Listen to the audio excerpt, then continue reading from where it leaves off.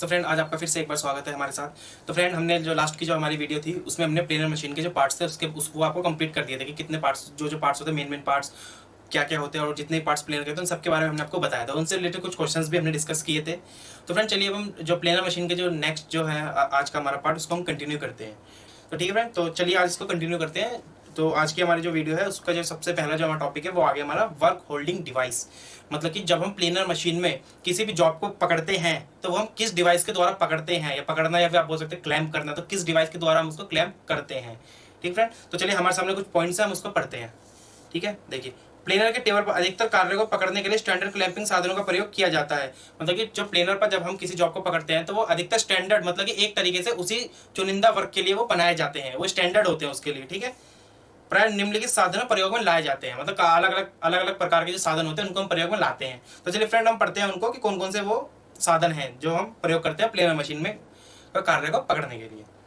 तो देखिए सबसे पहला हो गया आपका हैवी ड्यूटी वाइस। मतलब हैवी ड्यूटी वाइस मतलब आप समझ सकते हैं, एक तो आपका हो गया जो नॉर्मल लाइट ड्यूटी वाइस मतलब जो हल्के कार्य को पकड़ने के लिए प्रयोग में लाता हो, और एक हो गया हैवी ड्यूटी वाइस मतलब जो हैवी जॉब्स को पकड़ने के लिए प्रयोग में आता हो, तो उसको हम हैवी ड्यूटी वाइस बोलते हैं। मतलब फ्रेंड जैसा भी कि आपको मालूम भी होगा कि प्लेनर मशीन पे हम हैवी जॉब्स की मतलब फ्लैट सरफेस बनाते हैं, हॉरिजॉन्टल सरफेस बनाते हैं, वर्टिकल सरफेस बनाते हैं, तो बड़ी बड़ी जो जॉब्स होती हैं तो उसके लिए उस पर जब हम कार्य करते हैं तो हम प्लेनर मशीन पे करते हैं। तो यहाँ पर भी जब हम वाइस का प्रयोग करेंगे तो हम हैवी ड्यूटी वाइस का प्रयोग करेंगे, क्योंकि हमको बड़ी बड़ी जॉब्स को हैवी ड्यूटी जॉब्स की सरफेस को बनाना है, इसलिए हम यहाँ पे हैवी ड्यूटी वाइस का प्रयोग करते हैं।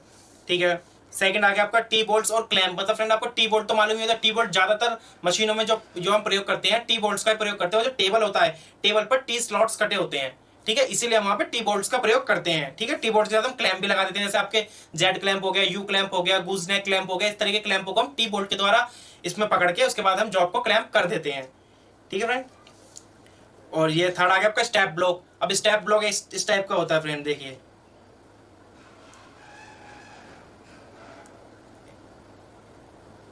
देखो इस पर ये स्टेप बने होते हैं, स्टेप का मतलब सीढ़ियां।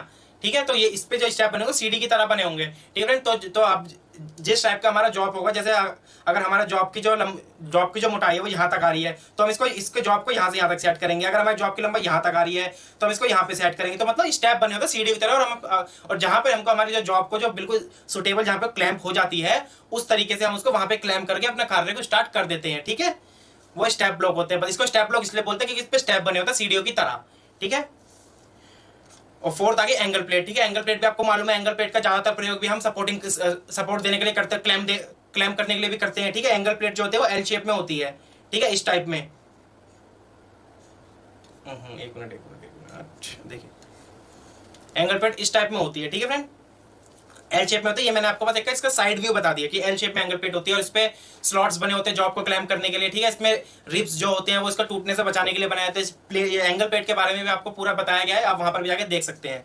ठीक है, नेक्स्ट आ गया प्लेनर जैक। जैक का कार्य होता है मतलब जॉब को थोड़ा टेबल से ऊपर उठाने का। जैसे आपने जैक गाड़ियों में जैक देखा है, जब हमारा जो गाड़ियों में जैसे किसी जो गाड़ी को टायर होता है वो पंचर हो जाता है, तो तब उसको उठाने के लिए जब गाड़ी को उठाने जैक का प्रयोग करते हैं तो वो गाड़ी को उठाता है। और जो जैक होता है वो हाइड्रोलिक पे काम करता है। तो यहाँ पे जो प्लेनर जैक्स जो होते हैं वो जो थोड़ा जॉब्स होते हैं उसको थोड़ा ऊपर उठा के रखते हैं। ठीक है फ्रेंड्स, तो बस वही होते हैं प्लेनर जैक्स। और नेक्स्ट आ गया हमारा प्लेनर सेंटर। तो फ्रेंड ये सेंटर होते हैं जॉब को बिल्कुल सेंटर में क्लैम्प करते हैं। ठीक है, और सेवंथ आ गया आपका स्टॉपर। स्टॉपर वो हो गया कि जॉब को एक ही पोजीशन मतलब जहां तक आपको, जैसे आपका टेबल है, ठीक है ना, देखिए एक मिनट फ्रेंड मैं आपको देखिए, ये आपका टेबल है। ठीक है, आपने जॉब को यहाँ पे क्लैम्प कर दिया, हैवी जॉब से आपका हैवी जॉब यहाँ पे आपने इसको क्लैम्प कर दिया। ठीक है, तो यहाँ पे टूल है आपका, इस टूल से यहाँ पे ऑपरेशन हो रहा है। ठीक है फ्रेंड, इससे ऑपरेशन हो रहा है। ठीक है, तो आप यहाँ पे एक स्टॉपर लगाओगे, मतलब स्टॉपर लगाओगे आप। क्यों लगाओगे आप स्टॉपर? इसलिए आप स्टॉपर लगाओगे कि जब हमारे जॉब को हैवी कट ले रहे हैं तो जो हमारा जॉब होगा अपनी पोजीशन से हिले ना। अगर वो अपनी पोजीशन से हिल जाएगा फ्रेंड तो जो हम ऑपरेशन कर रहे हैं वो ऑपरेशन में त्रुटि आ जाएगी, एरर आ जाएगा, और जो हमारा ऑपरेशन होगा वो बिल्कुल परफेक्ट नहीं बनेगा। और इसीलिए हम जॉब पे स्टॉपर्स लगाते हैं। स्टॉपर का मतलब क्या था? स्टॉप मतलब रोकना। हम अपनी जॉब को वहां क्लैम्प करने के बाद उस पर आगे की तरफ एक स्टॉपर लगा देंगे जिससे कट लेने के दौरान हमारा जो जॉब है वो अपनी जगह से हिले ना, इसलिए हम वहां पे स्टॉपर्स का प्रयोग करते हैं। ठीक है, सेवंथ आ गया आपका पॉपट, स्टॉप, पिने और टो डॉक्स। ठीक है, इन सब का प्रयोग भी हम जॉब को क्लैम्प करने के लिए करते हैं। ठीक है, और नेक्स्ट आ गया आपका वी ब्लॉक। तो वी ब्लॉक का प्रयोग फ्रेंड आपको पता है, जो सिलेंड्रिकल जो गोल जॉब्स होती है उनको क्लैम्प करने के लिए हमारा वी ब्लॉक का प्रयोग किया जाता है। ठीक है फ्रेंड, तो चलिए फ्रेंड नेक्स्ट देखते हैं। मैं तो फ्रेंड मैं आपको ये जो जितने मैंने आपको बताए हैं इनकी चलिए आप कुछ इमेजेस देखते हैं फ्रेंड। तो मैं आपको कुछ जो बच्चे होंगे कंफ्यूज हो रहे होंगे कि मतलब ये वाला जैसे जैसे आपका स्टेप ब्लॉक क्या होता है, ठीक है, हैवी ड्यूटी वाइज कैसा होता है। तो मैं चलिए आपको उनको आपको फिगर के द्वारा भी समझा देता हूँ कि ये कैसे कैसे होते हैं और इनका वर्क कैसे कैसे किया जाता है। ठीक है फ्रेंड, तो चलते हैं अपने नेक्स्ट पेज पर। तो देखिए, तो यहाँ पे आगे देखिए, सबसे पहले आपका ये हो गया एंगल प्लेट स्टेप ब्लॉक, ये आपका हैवी ड्यूटी वाइज हो गया। मैं यहाँ आपको लिख देता हूँ हैवी ड्यूटी वाइज। ठीक है फ्रेंड, हैवी ड्यूटी वाइज आपको देखने से पता लग रहा हो कितना बड़ा है ये देखिए, ये अभी इतना खुला हुआ है, इसको हम यहाँ तक ओपन कर सकते हैं। देखिए आप, तो ये हैवी जॉब्स को क्लेम करने के लिए प्रयोग किया जाता है।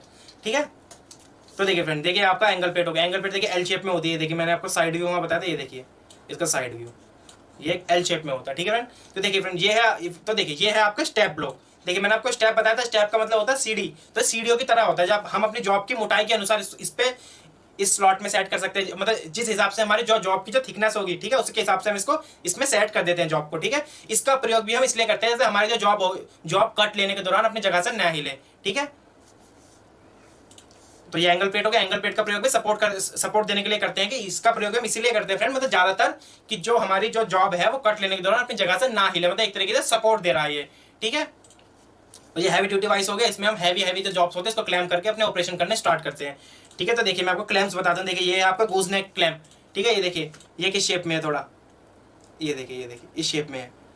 ठीक है, यहाँ इसमें आपको टी बोल्ट को क्लैम्प करके ये, और ये वाला जो फेस है देखिए, इस फेस में आप जॉब के ऊपर, मतलब अब जैसे आपका इस तरह की जॉब है तो आपको दिख रहा होगा, आपको ये वाला हिस्सा देखिए, इस वाले हिस्से की बात हो रही है अभी, आप इस वाले हिस्से को देखिएगा आप। ठीक है, इस वाले हिस्से को हम यहाँ पे रखने के बाद फिर यहाँ पे जो हम टी बोर्ड से क्लैम्प कर देते हैं इस तरफ और इस तरफ, दोनों तरफ, तो जॉब जो होता है वो बहुत ही टाइटली क्लैम्प हो जाता है और अपनी जगह से नहीं हिलता है। ठीक है, तो यही इसी तरीके से हम इसका प्रयोग करते हैं गूज नेक टूल का, सॉरी गूज नेक क्लैम्प का।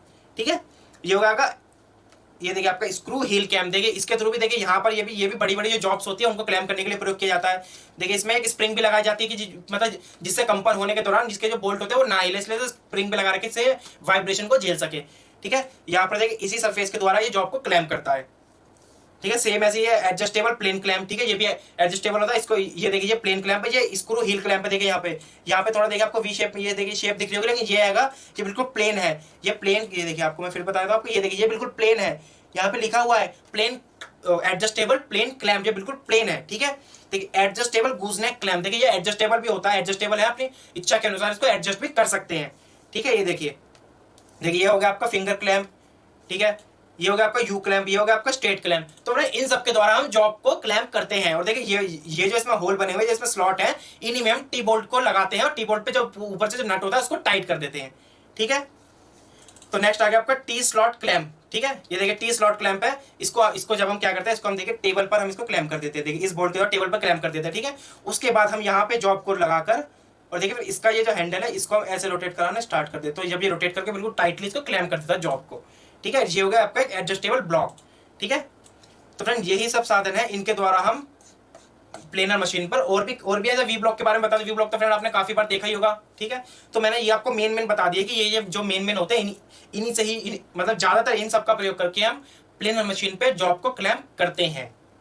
ठीक है फ्रेंड, तो मैंने आपको प्लेनर मशीन के वर्क होल्डिंग डिवाइस बता दी। फ्रेंड अगर आपको इनसे रिलेटेड कुछ भी इंक्वायरी हो या फिर आपको कुछ से इनसे रिलेटेड क्वेश्चन हो तो हमसे जरूर कॉन्टैक्ट करिएगा फ्रेंड। ठीक है, तो इनसे रिलेटेड जितने एमसीक्यू क्वेश्चंस भी होंगे वो भी मैं आपको एमसीक्यू सेक्शन में प्रोवाइड करवा दूंगा। ठीक है फ्रेंड, तो चलते हैं अपने आगे नेक्स्ट की ओर।